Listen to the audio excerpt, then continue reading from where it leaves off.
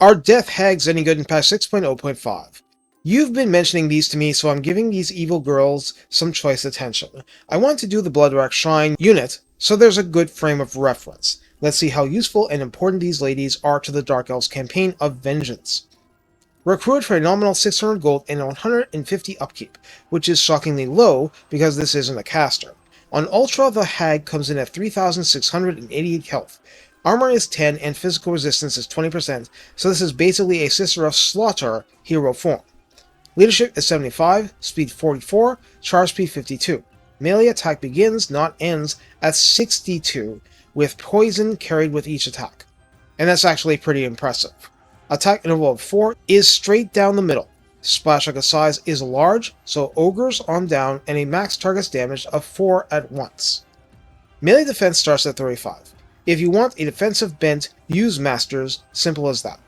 Weapon strength 400 is split between base 280 and armor piercing 120, so very murderous against thin-skinned targets, not nearly as much against hardened tanks.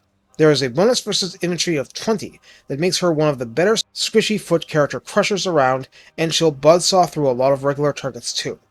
Charge bonus is 35 and mass is 400. Besides murderous mastery when it procs, this vicious girl has frenzy, so we revisit the stats. Melee attack plus 10, charge bonus and weapon strength plus 10%, immunity to psychology unless she's borderline broken herself. At rank 10, this pawn can be promoted to Queen, mounting her on a Cauldron of Blood. Upkeep rockets up to 338, and this shrine's base HP goes up to 5,732. Armor is 80, with the same missile resistance and spell resistance as the Bloodwrack Shrine, which is 25%.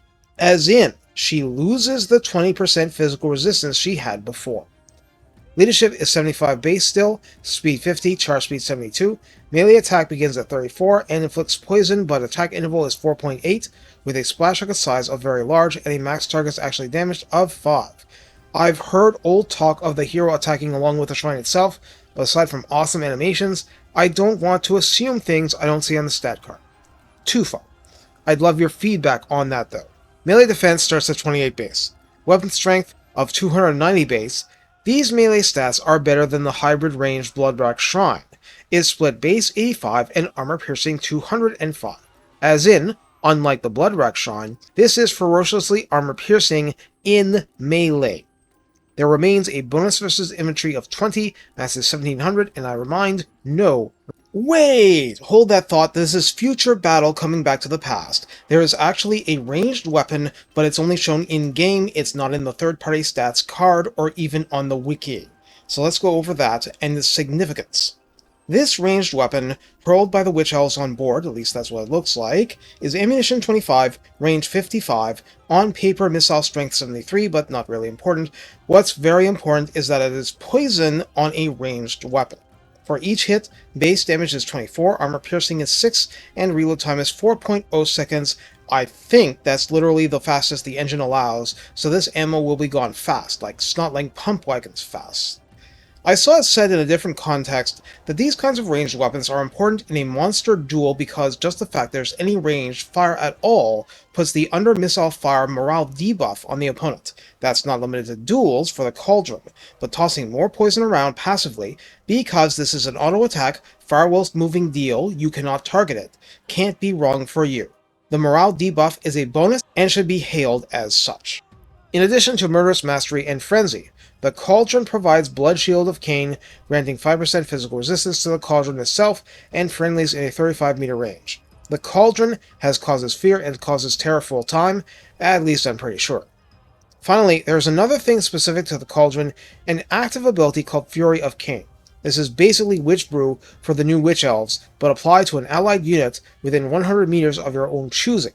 This means this unit, for 28 seconds instead of 24, is blessed with plus 24 melee attack, a mighty plus 50% weapon strength, so both base and AP damage, and cursed with rampage for that duration. Use it wisely. Oh yes, 9-second cooldown, no use limit. In the skills, the Death Hag is a classical priest-type troop in the sense of being a mission-critical replenish troops hero, providing cleanse corruption and agent actions arriving as damage walls, wound, and hinder replenishment, with specialists reducing the cost of these actions. Damaged walls has some niche but valuable uses, especially with how tough walls and gates are now, and how Dark Elves don't use actual cannons.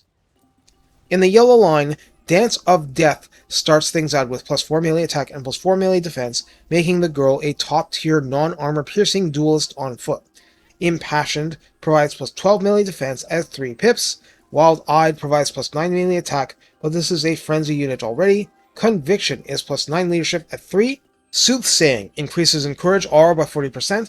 The midline is good old Foe Seeker for more speed and less fatigue. Speaking of speed, Fleet-Footed is plus 15% speed at 3 pips. Augury increases Leadership Aura effect by plus 9 at 3, and the default is 3 points. And the Shrine expects to reinforce the middle of battle in the late game, so keep this in mind. Tenacity is plus 15% health at 3, Fervor is straight up plus 20% weapon strength at 3, and Deadly Onslaught is the old-fashioned capstone, providing plus 25% weapon strength and plus 60% charge bonus when procced. Hey, she gets on a pseudo-chariot, don't think it isn't useful. Besides the Mount Pip, the top line has War of Cain for 10% missile resistance at rank 8, so remember how her resistances work, and Bride of Cain gets her 10% physical resistance at rank 10 for 1 pip. If there's one thing to cry over is that the 3 final pips are mutually exclusive. They are pickable at rank 8. Cry of War grants leadership plus 10, charge bonus plus 20 regardless of being on foot or not, and causes fear, which becomes redundant if you get her on the Cauldron. That charge bonus is getting used, so I wouldn't call this a bad choice ever. Rune of Cain provides melee attack plus 6 and weapon strength plus 10%. It's straight up good, no regrets. The final is Witch Brew, and this is the exact same deal that was slapped onto the Witch Elves for their rework. Future Battle again. It's actually 9-second cooldown, 3 uses, so there is that difference. 24 seconds of Self-Rampage with plus 24 melee attack and plus 50% weapon strength, hit hard, hit savage, hit blindly. Sometimes this can break the foe and win battles, sometimes this can break you, but it's never boring. So how do we use Death Hags? I need to emphasize that this is without Crone Hellbrand's faction for anything even more special, and there are technologies that affect hero melee attack and defense a bit, but they're superfluous. The Death Hag is there as a demon-esque duelist assassin foot hero at first, there to clear chaff and show contempt, and also a natural arrow magnet, so be aware of this. Replenish troops is plenty important in the big picture. In terms of actual battle, she has 2 modes depending on if she's on the Cauldron or not. This basically goes, go there, slash that. Go there, smash that. It's that simple, and because she's a lot more armored on the Cauldron, and it's not actually that slow, you might be able to get away with quite a lot. But it's not the same as the Bloodwrack Shrine at all. It's a melee powerhouse with frenzy and charging, and ideally making use of the bonus versus infantry, making your enemies' lives nasty, brutish, and short. This can and will mulch heavily armored infantry to a pretty decent extent. You just prefer to keep the girl moving. She'll do more decently than most stuck in melee, but it's not ideal. On foot she's doing more damage, but is literally twice as fragile. It's okay to plan for what you need depending on if your opponents are heavily armored or not. Some are not. Just remember that the Cauldron isn't as slow as the Chaos Shrine and doesn't have anywhere near the hit points of one. In the end, the real power of the Cauldron is the Fury of Cain. If you have a monster fully committed to a fight, like a Carbidus against a Vortex Beast, slap that Fury on and watch the carnage. Or more likely, charge in from the flank and pitch in. The combination is what's truly brutal, and hey, on the Cauldron, the Hag is armor-piercing, and that's really helpful too. Take care, and have fun trampling your opposition underfoot, and under wheel.